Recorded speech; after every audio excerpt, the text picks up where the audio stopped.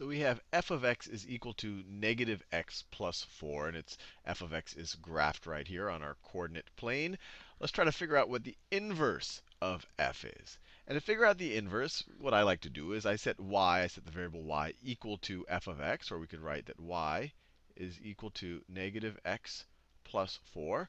Right now, we've solved for y in terms of x. To solve for the inverse, we do the opposite. We solve for x in terms of y. So let's subtract 4 from both sides. You get y minus 4 is equal to negative x. And then to solve for x, we can multiply both sides of this equation times negative 1. And so you get negative y plus 4 is equal to x.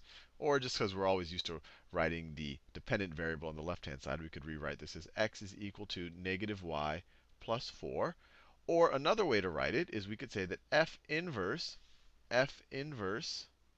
of y is equal to negative y plus 4. So this is the inverse function right here. And we've written it as a function of y. But we can just rename the y as x. So it's a function of x.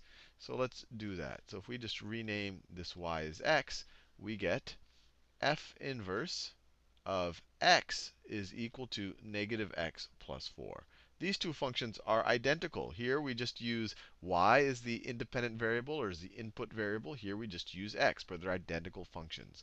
Now, just out of interest, let's graph the inverse function and see how it might relate to this one right over here. So if you look at it, it actually looks fairly identical. It's negative x plus 4. It's the exact same function. So let's see. If the y-intercept is 4, it's going to be the exact same thing. The function is its own inverse. So if we were to graph it, we would put it right on top of this. Right on top of this.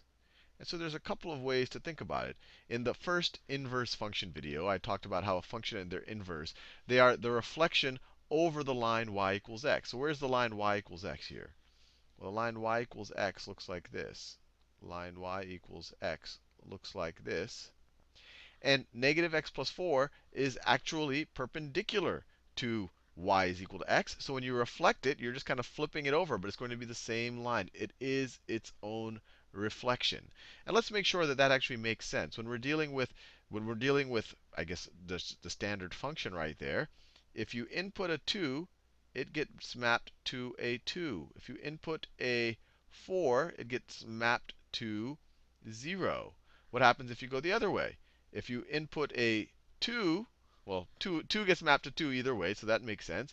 For the regular function, 4 gets mapped to 0. For the inverse function, 0 gets mapped to 4. So it actually makes complete sense. Let's think about it another way. For the regular function, let me write it explicitly down. This might be obvious to you, but just in case it's not, it might be helpful. So let's pick f of 5. F of 5 is equal to negative 1. Or we could say the function f maps us from 5 to negative 1. Now, what does f inverse do? What's f inverse? F inverse of negative 1. F inverse of negative 1 is 5, is equal to 5. Or we could say that f maps us from negative 1 to 5. So once again, if you think about kind of the sets, there are domains in our ranges. So let's say that this is the domain of f. This is the range of f. F will take us from 5 to negative 1. That's what the function f does. And we see that f inverse takes us back from negative 1 to 5. F inverse takes us back from negative 1 to 5, just like it's supposed to do. Let's do one more of these. So here I have g of x is equal to negative 2x minus 1. So just like the last problem, I like to just set y equal to this. So we say y is equal to g of x, which is equal to negative 2x minus 1. Now we just solve for x. Y plus 1 is equal to negative 2x. Just added 1 to both sides. Now we can divide both sides of this equation by negative 2. And so you get negative y over 2 minus 1/2 is equal to x. Or we could write x is equal to negative y over 2 minus 1/2.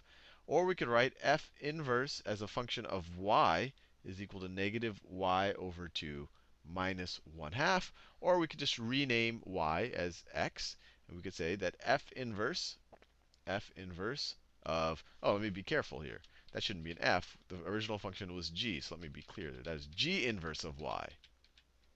G inverse of y is equal to negative y over 2 minus 1/2. This we started with the g of x, not an f of x. Make sure we get our notation right. Or we could just rename the y and say g inverse of x is equal to negative x over 2 minus 1/2. Now let's graph it. Its y-intercept is negative 1/2, so it's right over there.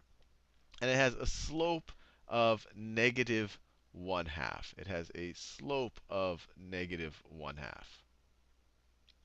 So let's see. If we start at negative 1/2, if we move over to 1 in the positive direction, we'll go down half. If we move over 1 again, we'll go down half again. If we move back, so we'll go like that. So the line, I'll try my best to draw it, will look something like that. And it'll just keep going. So it'll look something like that. It'll keep going in both directions. And now let's see if this really is a reflection over y equals x. Y equals x looks like that. And you can see they are reflections. If you reflect this guy, if you reflect this blue line, it becomes this orange line. But the general idea, you literally just, the function is originally expressed, is solved for y in terms of x. You just do some algebra, solve for x in terms of y. And that's essentially your inverse function as a function of y, but then you can rename it as a function of x.